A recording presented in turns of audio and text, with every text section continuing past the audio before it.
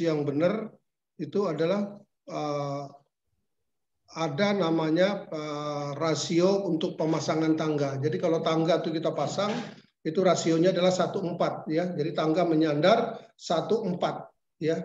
Itu yang pertama ya. Jadi ini dindingnya, kemudian tangga menempel, yang bagian bawah itu rasionya 1, di atas 4 ya, yang tegak 1:4 ya. Jadi nanti kemiringan ini akan kita dapatkan sudut antara 70 sampai 75 derajat ya. Ya, itu persyaratan untuk keselamatan. Yang kedua, kalau menggunakan tangga itu harus 3-point contact. Apa artinya? 2 tangan 1 kaki ya. Sehingga pada saat kita naik jangan kita paksakan membawa peralatan. Itu pesannya. Yang ketiga, pada saat kita menaiki tangga tidak dibenarkan membawa alat atau material di salah satu lengan kita, apakah kiri atau kanan. Dan ini akan membahayakan ya. Nah, yang keempat, bekerja atau inspeksi di dalam itu juga harus ada pendamping, tidak boleh sendirian. Kalau misalnya terjadi sesuatu yang tidak kita kehendaki, itu juga akan membahayakan ya Pak ya. Nah, ini baru bicara tangga. Jadi di tangga itu pemasangannya harus benar, rasio 1:4. Yang kedua itu dia harus pada saat naik 3-point contact ya. Dan yang ketiga itu adalah tidak membawa barang ya. Nah, itu. Kemudian beri penerangan yang cukup. Nah, diusahakan di dalam persiapan pembersihan ketel uap khususnya bagian furnace, bagian dalam, itu dilakukan pemasangan penerangan yang cukup. Di sini disampaikan minimal tegangan listrik maksimum 50 volt ya. Jadi penerangannya cukup. Ya, jangan sampai agak bilang orang rabun ayam ya, tidak boleh ya. Jadi kalau bisa penerangannya memang betul-betul. Syukur-syukur bisa dipasang, dimasukkan ke dalam lewat manhole. Kalau lighting plan namanya, itu yang ada standar bisa dipasang di dalam. Tapi kalau enggak ya spotlight ya, yang memang fireproof juga ya. Jadi diusahakan di dalam memberikan penerangan yang cukup, itu sangat penting ya, karena ada aktivitas internal yang saya sebut tadi ya, yaitu adalah confined space ya, bekerja di ruang terbatas. Persiapannya adalah menyiapkan alat, perlengkapan dan pekerja ya. Jadi siapa yang akan berada di dalam, tapi usahakan di dalam tidak 1 orang, berdua. Jadi salah satu adalah mengawasi atau membantu ya Pak ya. Jadi pada saat persiapan, kemudian menghentikan untuk mengosongkan ketel uap, itu tugas pertama sekali sebenarnya. Memang di luar sana persiapan alat kerja juga, siapa yang akan bertugas itu sudah dipersiapkan lebih awal. Nah, untuk menghentikan mengosongkan ketel uap itu dari bagian operation ya. Tutup katup utama, hentikan ketel uap, pasang flange buntu, maksudnya blind flange ya, kurangi tekanan uap, jadi diturunkan secara bertahap. Itu bagian operation atau production-nya ya. Setelah ketel uap dan tembok dinding keluarkan air perlahan-lahan, kemudian lepaskan semua alat perlengkapan. Artinya appendages-nya nanti satu persatu mulai diturunkan ya, dari safety relief valve, pressure gauge, level gauge ya, semua itu akan dicopot ya, seperti gitu maksudnya Pak ya. Nah, keempat adalah pembersihannya. Pembersihan sisi api, jelaga, debu, semburan uap, semburan udara, alat mekanis. Jadi di bagian dalam itu banyak sekali. Nah, biasanya dari HSE, dari safety juga, itu akan memberikan support di dalam melakukan pembersihan sisi api, jelaga, dan debu. Usahakan Bapak menggunakan respirator. Ya, yang ada cartridge-nya, yang ada filternya. Jadi jangan hanya hanya penutup seperti biasa saja, masker biasa tidak, tapi usahakan, karena ini menyangkut debu, jelaga ya. Jadi harus hati-hati di dalam melakukan pembersihan. Kemudian pembersihan sisi uap atau air menyangkut lumpur itu kan bagian bottom, bagian bawah ya. Dan dilakukan penyemprotan ya. Kemudian dengan menggunakan alat-alat khusus ya atau mekanis, dan hati-hati dengan bahan kimia ya. Jadi material-materialnya itu mengandung bahan kimia karena dia prosesnya lewat water treatment, sehingga nanti ada endapan-endapan yang sudah berupa lumpur, itu bahan kimianya cukup banyak ya cukup berbahaya. Itu yang harus dijaga, ya utamanya terbentuknya H2S, hydrogen sulfide. Jadi hati-hati di situ. Kemudian kalau masuk di pemeriksaan, ya pemeriksaan yang pertama itu kalau dia ketel uapnya yang baru, kemudian ketel uap yang tidak dikenali identitas, misalnya, ya spesifikasinya. Ya pemeriksaan dan pengujian, pemeriksaan dokumentasi teknis, dan ada pemeriksaan visual, ada pengujian padat, ya pressure test, pengujian uap steam test. Yaitu yang saya maksud adalah kemarin popping test, ya ini yang terakhir. Kalau memang keseluruhan pemeriksaan inspeksi itu sudah berjalan dengan benar dan sesuai dengan standar operating procedure-nya, ya. Jadi nanti ada beberapa pengujian. Tapi nanti di sini saya akan sampaikan juga materi pengujian tidak merusak atau NDT yang saya singgung kemarin, yaitu non-destructive test, ya Pak ya. Jadi ini di pemeriksaan. Prosedur penertiban akta izin. Mengajukan permohonan ke Disnaker setempat, permohonan dilampiri dokumen teknis, ya. Jadi biasanya kalau kita akan melakukan segala macam pemeriksaan segala macam, itu kita harus menyediakan seluruh prosedur penerbitan akte. Jadi nanti itu akan diperiksa oleh bagian Dinsosnaker, ya Departemen Tenaga Kerja, ya. Karena kita akan minta mereka sampai ke popping test, ya seperti itu, ya. Jadi harus lengkap dokumennya, ada gambar, perhitungan kekuatan konstruksi, sertifikat material, pengesahan gambar, sertifikat jurulas, ya. Kemudian ada juga beberapa dokumen, ya WPS PQR, kemudian pemeriksaan ketebalan yang saya pernah sampaikan, ada dokumen pernah dilakukan ultrasonic test, ya. Maksudnya pemeriksaan ketebalan itu adalah ultrasonic test. Waktu tahun sekian atau awal itu tebalnya berapa, sekarang berapa, seterusnya. Jadi itu akan dimonitor, ya. Apakah itu masih memenuhi atau sudah tidak memenuhi, ya. Kemudian pengukuran dimensi itu akan dilakukan juga oleh bagian Dinsosnaker, dan pemeriksaan ketidakbulatan, maksudnya ada penyimpangan, ya. Dan pemeriksaan tidak merusak, nanti materinya sebentar saya sampaikan. Kemudian ada laporan data pembuatan. Jadi ada record yang dari manufacturer mengenai pembuatannya, ya. Jadi pembuatannya itu ada dengan standar tertentu, apakah itu terpenuhi apa tidak. Yang kemarin saya sebut ada ASME, ada JIS, ada BS, ya. Seperti itu Pak. Kalau di Pertamina harus ada API, ya, American Petroleum Institute standar, seperti itu. Kemudian pegawai pengawas spesialis uap bejana tekan akan melakukan pemeriksaan dan pengujian, ya. Pegawai pengawas spesialis ini juga dari Dinsosnaker, ya. Setelah melihat dokumen itu sesuai apa tidak, ya, karena itu dari perusahaan akan mengajukan, ya, jatuh tempo untuk katakan inspeksi atau katakan untuk annual shutdown, itu harus dibuat laporan masuk dulu supaya nanti pada saat mereka datang, mereka juga sudah memberikan beberapa informasi-informasi lain yang harus disiapkan, ya Pak ya. Kemudian laporan pemeriksaan dan pengujian pegawai pengawas. Nah, di dalam melakukan pemeriksaan, inspeksi dan lain-lain, itu dari pegawai pengawas ini yang dimaksud adalah dari Dinsosnaker, itu akan memberikan laporan lengkap.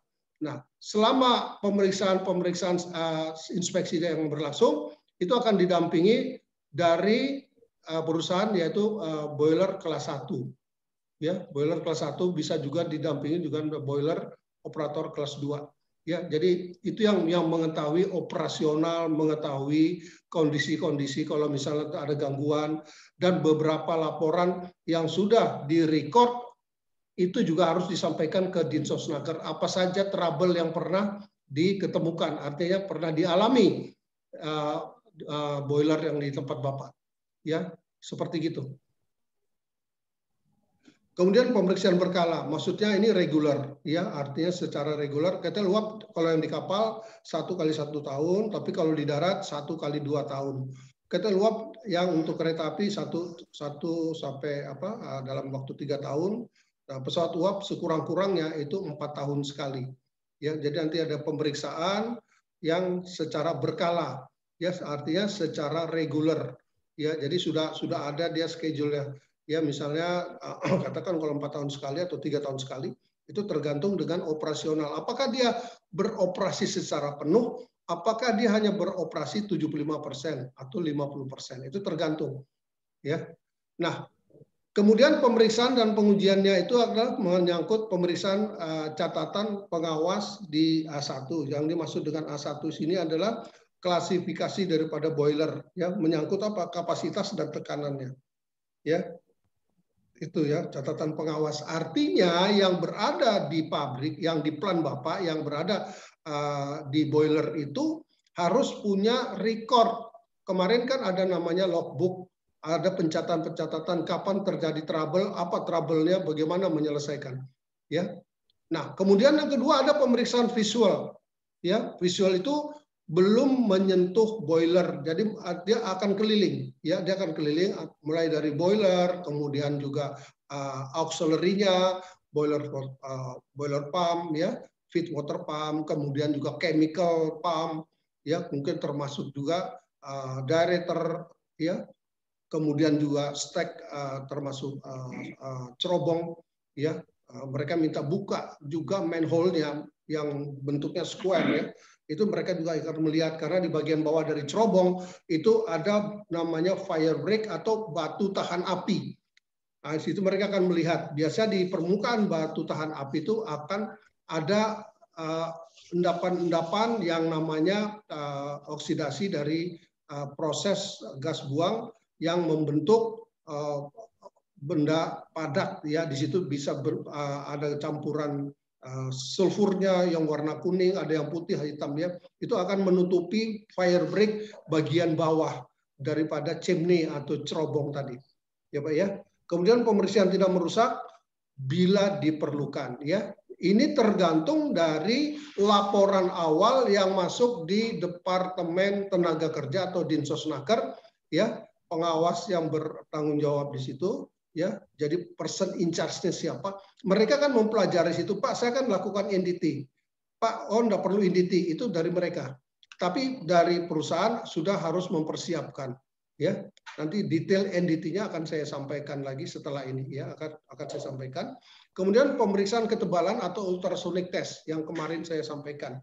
Ini juga bila perlu, tergantung dengan frekuensi daripada pemeriksaan itu dan dipelajari ada enggak pengurangan ketebalan, ya. Kalau dia normal-normal saja pengurangannya, biasanya itu mereka tidak akan lakukan, nanti katakan 3 atau 4 tahun lagi baru mereka akan melakukan pengukuran pengecekan ketebalan, ya. Apa saja yang menyangkut ketebalan? Steam drum, ya, yang ada pressure, utamanya steam drum, ya. Kemudian heater, kemudian juga ada beberapa random check untuk di ketel pipa airnya atau ya ketel pipa api, ya. Jadi itu baru beberapa bagian yang akan dilakukan pemeriksaan masalah ketebalan. Kalau dari Dinsosnaker yakin itu tidak perlu, mereka akan sampaikan tidak diperlukan, Pak. Itu masukkan di dalam report, ya, dalam full reportnya mereka itu akan tertulis, sehingga nanti historicalnya itu akan jelas, ya. Jadi katakan di tahun 2015 atau 2010, kemudian 2014, 2016 atau 2018 itu semua ada historical menyangkut ketebalan, mungkin menyangkut gangguan, berapa kali trouble, ya, seperti itu. Kemudian ada pengujian padat dengan air, hydrostatic test, ya, hydrostatic test, dan ada pengujian dengan uap, yaitu yang terakhir yang saya sebutkan kemarin, popping test. Jadi ini adalah unitnya running dan dari petugas Dinsosnaker pengawasnya itu yang akan melakukan setting di pressure relief valve atau safety valve, ya. Nah, nanti beliau itulah yang akan bertanggung jawab di dalam tapi kita dari tim bapak-bapak itu akan ditunjuk siapa yang nanti yang akan mendampingi petugas dari Dinsosnaker atau Dipnaker itu harus didampingi, ya. Nah, dari perusahaan juga sudah punya checklist itu menyangkut operasionalnya, ya. Apa saja operasionalnya?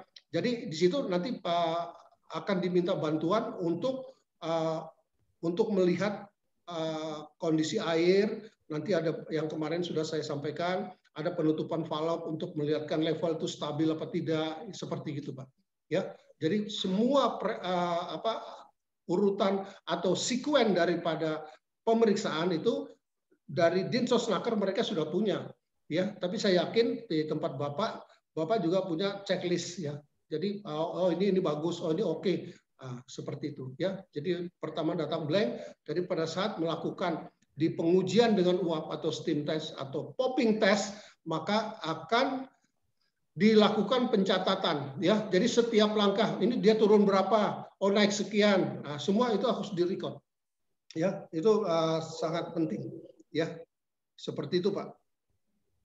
Kemudian syarat pemeriksaan visual itu apa saja, ya. Satu, alat pembersih, kemudian penerangan, dibutuhkan juga orang masuk ke dalam center, dibutuhkan juga cermin, dibutuhkan juga palu. Tapi usahakan palunya adalah palu bukan besi, bukan carbon steel, tapi palunya palu untuk material yang kuningan, ya. Jadi tidak yang ada sparking, ya. Jadi proteksinya kira-kira seperti begitu. Jadi ini syarat pemeriksaan yang visual, ya. Jadi biasanya kalau dari Depnaker atau Dinsosnaker mereka akan menggunakan palu khusus, palunya kecil, ya. Itu bukan palu yang 5 kilo atau 3 kilo, mungkin yang kecil sekali.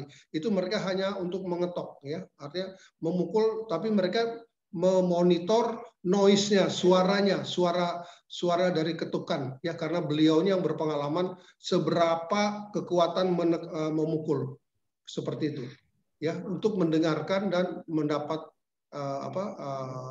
sinyal oh ini oke atau tidak, seperti itu. Pemeriksaan khusus yang dimaksud adalah ketel uap yang sudah berumur 35 tahun, artinya yang sudah cukup lama, ya Pak, ya. Jadi kalau orang sekarang mungkin menyampaikan boiler yang sudah tua, ya, artinya sudah lama banget gitu, ya. Ya itu.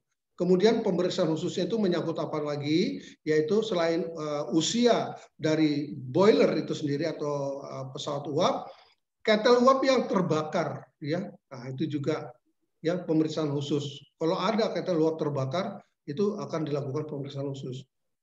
Apalagi ketel uap yang tenggelam. Biasanya ini yang menyangkut di kapal, ya, di marine, ya, di laut, ya, atau di sungai. Ada juga itu, ya. Jadi itu ada 3 kategori. Kenapa ada pemeriksaan khusus? Karena usia, ya, usia boiler itu terlalu lama, ya. Kalau masih 5 tahun mungkin masih oke, ya. Tapi kalau 35 tahun ini biasanya sudah dinonaktifkan karena di beberapa peralatan penting untuk mencegah peledakan itu sudah terjadi erosi, ketebalan berkurang, kemudian menyangkut kekuatan yang kemarin saya jelaskan, harus ada batas maksimum kekuatan tarik daripada material. Jadi material itu dites dengan kekuatan tarik, ya, seperti yang kemarin saya sampaikan Bapak-bapak, ya.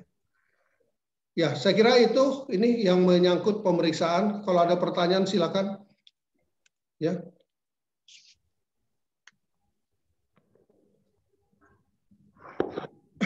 Gimana Pak? Cukup jelas ini? Mudah-mudahan sudah membantu. Sudah cukup jelas. Silakan. Oke.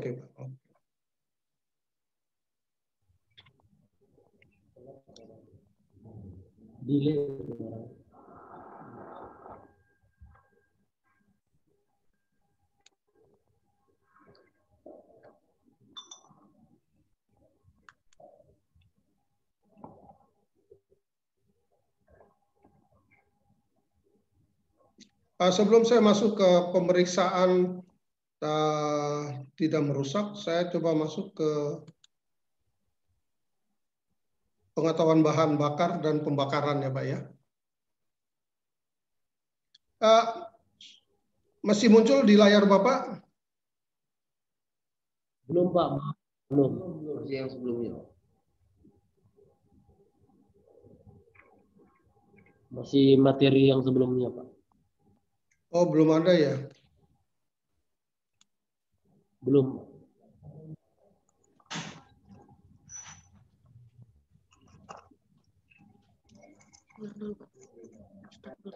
Ini. Share lagi ya.